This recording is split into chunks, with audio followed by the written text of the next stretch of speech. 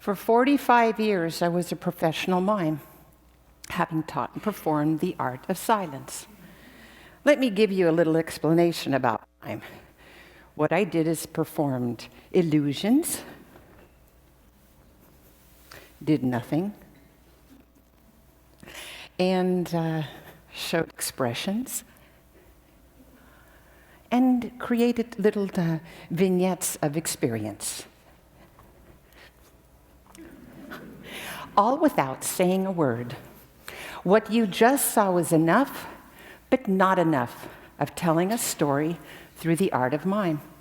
I created this piece because of my mom, mother of two, loving wife, and a Holocaust survivor of 3 camps, including one that exterminated over 1 million souls.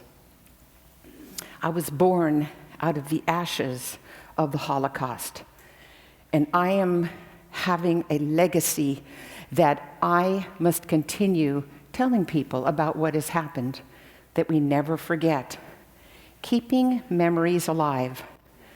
The way I think and I see the world makes me very cautious, not by choice, but because I came from a family that suffered so much. I learned about the Holocaust from education and reading and taking the time to communicate with others. But when it came to my family, it was a different way of understanding. You want to hear a secret about the Sachs family? If you think we sat around and talked about the Holocaust all day long, you're mistaken. No one ever pinned me down and said, Sandra, let me tell you about the Holocaust. It just didn't happen that way. At least not in my family. Do you remember the first time you heard the word Holocaust? Was it in school? Well, for me, it wasn't in school. And it wasn't on a PBS special. It was at home. I was about 6 years old, and I remember sleeping oh so peacefully in the night, and I heard a scream. So I went running down the hall and into my parents' room, and there was my mom on the bed crying. And I thought, wait a second, my mom doesn't cry a lot. Maybe because as a Holocaust survivor, crying has no end. But my mom was crying. And my dad looked at me and he said, Mom had a nightmare. Just go back to bed. Everything is fine. I'll see you in the morning. So, hobbled down into the room, went back to bed. Woke up in the morning and my father came to see me. Looks me straight in the eyes and he said, you know, Sandy, I told you last night that your mom had a nightmare. And she was in the Holocaust. Holocaust? Holocaust? The word sounds horrible. Holocaust? And then he told me she thought she was getting locked up and killed for being Jewish. Well, he told me just enough to stall my curiosity, but not enough to keep me safe. After all, it's just a nightmare. But I wonder why my father told me instead of my mother. I forgot to ask her about that experience when I was 6 years old. And so, what happened was, in that experience, I thought to myself, I need to know more about my family, and it's so important. And I remember that in our household, growing up, everything was like a museum. It was like a World of Ruthie, but everything was in suitcases, and they were all locked in these boxes. And I wanted to know what was inside of it, because I know that that was going to be the future that I needed to know about. And I would go to my mom and I'd say, Mom, what's in those suitcases? And she'd say, please, we're not going to open them up. They're private. They belong to me.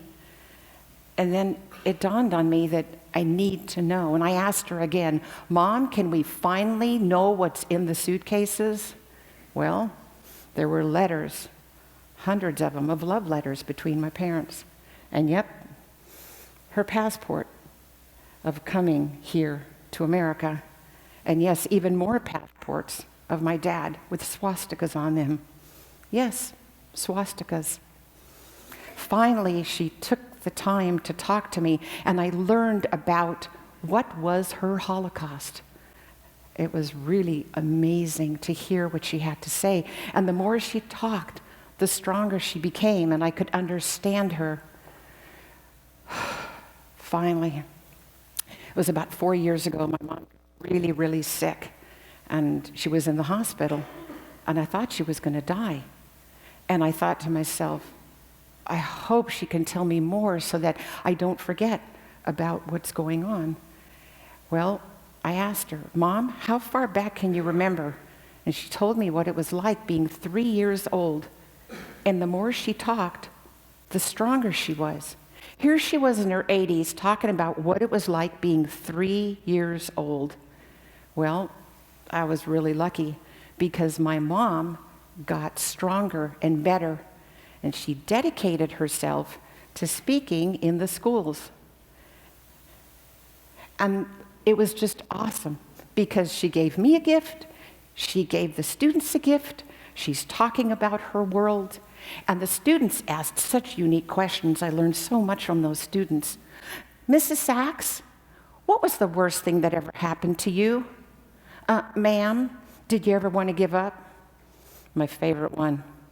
If you could see Adolf Hitler right now, what would you say to him? And my mother answered all of the questions.